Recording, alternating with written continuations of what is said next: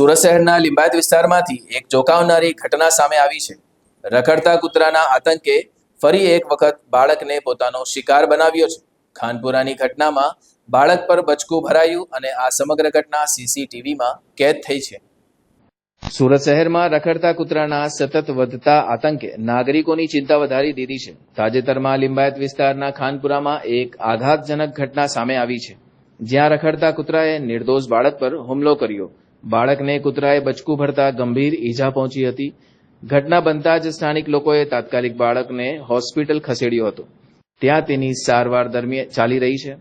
આ સમગ્ર હુમલો વિસ્તારમાં લગાવેલા સીસીટીવી કેમેરામાં કેદ થઈ ગયો છે, જે સોશિયલ મીડિયા પર વાયરલ થઈ રહ્યો છે। સ્થાનિક લોકોએ વહીવટી તંત્ર પાસે રખડતા કૂતરા સામે કાર્યવાહીની માંગ કરી છે। બનાવ અંગે નાગરિકોમાં ભારે રોષ છે અને બાળકોને સુરક્ષિત રાખવા તાત્કાલિક ઉપાયો લેવાની માંગ ઉઠી રહી છે।